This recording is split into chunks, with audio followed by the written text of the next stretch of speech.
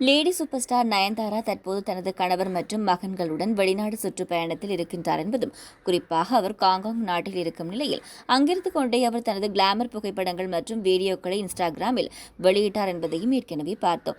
இந்த நிலையில் தற்போது நயன்தாரா தனது குடும்பத்துடன் ஹாங்காங்கில் உள்ள டிஸ்னிலேண்ட் பகுதிக்கு சென்றுள்ள நிலையில் அங்கு தனது மகன்கள் உயிர் மற்றும் உலகுடன் இருக்கும் கியூட் புகைப்படங்களை பதிவு செய்துள்ள நிலையில் அந்த புகைப்படங்கள் இணையத்தில் வைரலாகி வருகிறது. இதுகுறித்து இயக்குநர் விக்னேஷ் சிவன் தனது இன்ஸ்டாகிராம் பக்கத்தில் 12 வருடங்களுக்கு பிறகு இந்த இடத்திற்கு வந்தேன். போடா போடி படத்தின் படப்பிடிப்பின் போது ₹1000 நுழைவு கட்டணம் கொடுத்து டிஸ்னிலேண்ட் சென்றோம். அதன் பிறகு இப்போதுதான் மீண்டும் குடும்பத்துடன் வருகின்றோம். குழந்தைகள் குடும்பத்துடன் இந்த இடத்திற்கு வருவது மிகவும் இனிமையான தருணம். மனதிற்கு திருப்தியாக இருப்பதாகவும் அவர் குறிப்பிட்டுள்ளார். விக்னேஷ் சிவன் இயக்கிய முதல் படமான போடா போடி என்ற படத்தில் இடம்பெற்ற அப்பன் மவனி என்ற பாடல் முழுக்க முழுக்க இங்குதான் படமாக்கப்பட்டது என்பதும் அந்த பாடலின் படப்பிடிப்புக்காக தான் சிம்பு மற்றும் வரலட்சுமி உட்பட விக்னேஷ் சிவன் டிஸ்னிலேண்ட் வருகை தந்தார்கள் என்பதும் குறிப்பிடத்தக்கது.